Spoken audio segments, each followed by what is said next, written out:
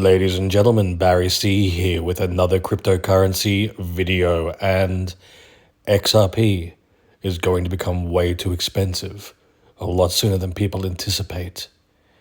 And it's fascinating to me because I'm seeing people constantly talking themselves out of why they should be accumulating XRP. There's narrative after narrative after narrative. And why I find that so fascinating is that when we look at the reasons why people say XRP is dead, XRP is not going anywhere, these are all attitudes and narratives that stem from retail investment, the 4-year cycle.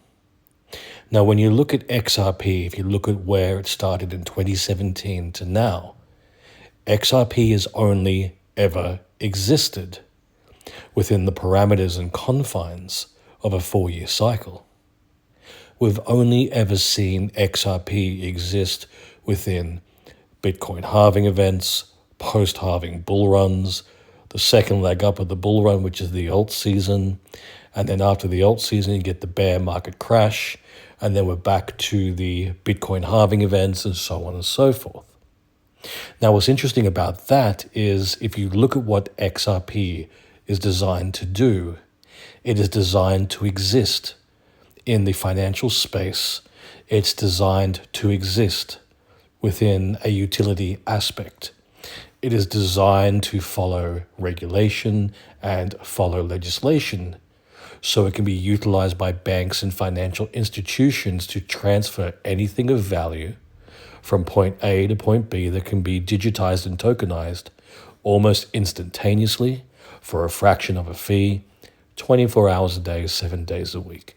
That is XRP in its most simplistic breakdown of what it was designed to do. And so when you look at what it was designed to do, it's designed to exist in a financial landscape within a space that we've never seen a digital asset ever exist before. So if you go back and look at the historic data from 2017 until now, we've only ever seen cryptos in general, but XRP as well, exist within a retail investing space within a 4-year cycle. We have never seen the results of what a digital asset would do if it was adopted and utilized on a global scale by the banking and financial systems. It's never happened before.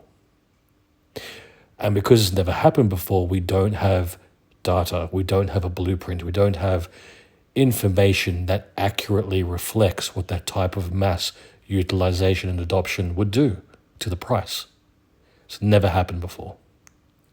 And that's why I find it so fascinating when people talk in absolutes, when people have these narratives in their head and they say, well, XRP could never do this, XRP could never do that, XRP will never be used by banks, it'll never reach $1,000, blah, blah, blah, blah, whatever it may be. Once again, these are all opinions formed within the parameters of a retail investor, within a retail investment space, within the parameters and confines of that 4-year cycle. They're not basing their opinions on mass utilization. And this is the reason why so many people will miss out on XRP as a once-in-a-lifetime opportunity. And ladies and gents, this is not financial advice. It's just the perspective of someone who's been in crypto since 2016. You know, I was there when the main sentiment was crypto came about as an alternative to move away from traditional financial options because people wanted something different. They wanted a unique opportunity that went beyond banks, stocks, shares. And then XRP comes along and Ripple, and they go, well, we don't want to be different. We want to follow regulation and follow legislation. So XRP as a cryptocurrency and digital asset can actually be adopted by banks and financial institutions. We want the institutions to choose us. And that's exactly what they started doing. They started trialing XRP. They trialed the cross-border payment technology, the on-demand liquidity technology. And this was a viable option. Now, the main setback, obviously, is the Ripple versus SEC lawsuit.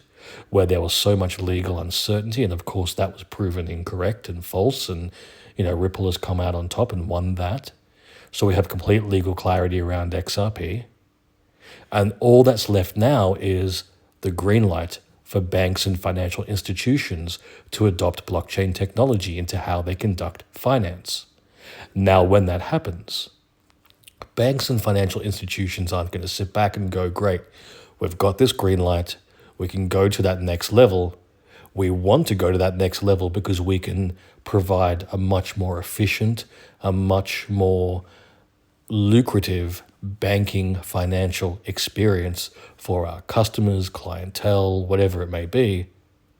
But let's just sit back for 6 to 12 months while someone develops something. That's not going to happen. They're going to turn to the crypto that they've been trialing since 2017. That crypto is XRP. And so then when we look at XRP becoming way too expensive, if you think about, here's the thing, ignore retail investment. Get away from that. Get away from the traditional investment strategy of your average crypto investor. Get away from the notion of the 4-year cycles. Let's take out Bitcoin halving events, bull runs, bear markets, take it all out of the equation. Look at what happens when we consider mass adoption. Think about every bank around the world. Think about every financial institution around the world. Now imagine that each and every one of those adopt the XRP cross-border payment technology and on-demand liquidity technology into how they conduct finance.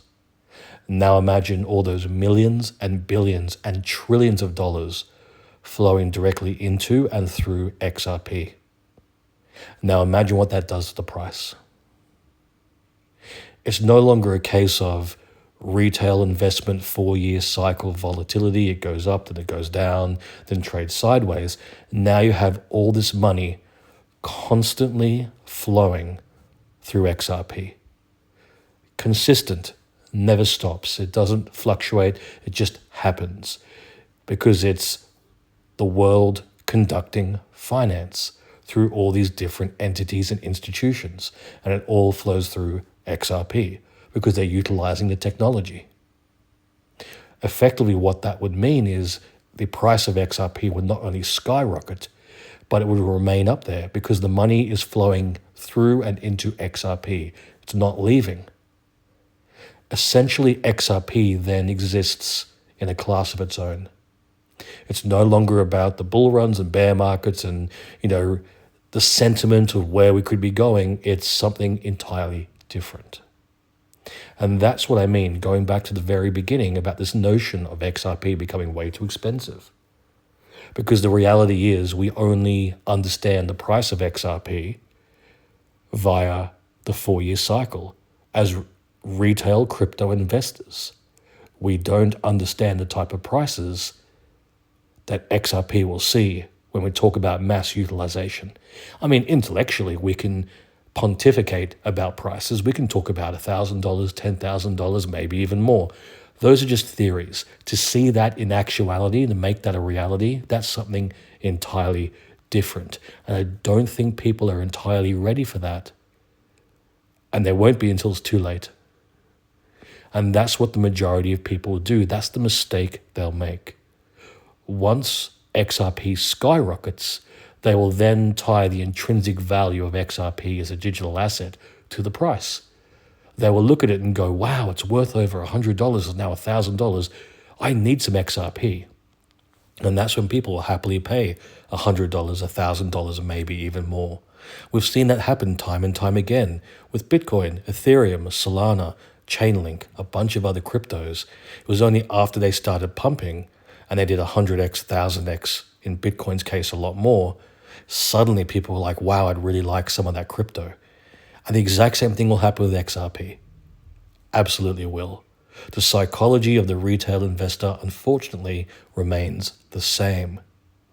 And for the few of us who see XRP for what it is, we see the value in it, we see the future potential in it, we understand the once-in-a-lifetime opportunity that XRP affords those of us who can see.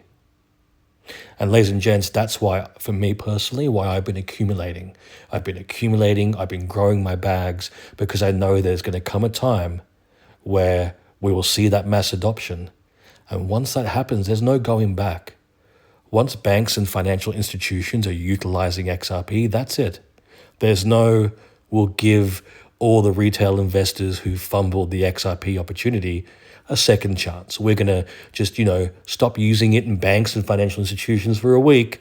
We'll let the price plummet down. That way you can buy cheap. Absolutely not. Once the banks and financial institutions around the world are utilizing it, they've got that green light, that's it. And now you'll have to pay $100, $1,000, maybe even more for one XRP. And for those of us who got in early, for those of us who got in at 1 cent or 10 cents or 50 cents or $1 or $2, maybe $3, for those of us who took the calculated risk, we took a chance, we're going to be rewarded for our patience, for our fortitude, and for the fact that we could see the future potential of one of the greatest digital assets ever created. Now, ladies and gents, as always, none of this is financial advice. And if you've enjoyed this video, please like and subscribe. And if you're curious about the other cryptos I've been accumulating and the cryptos I hold outside of XRP, consider becoming a Patreon. Click the link in the description below, head across to my Patreon page, and consider becoming a Barry C VIP. There you'll have access to all my cryptos, all my portfolios, as well as my buy, sell, and take profit signals in real time.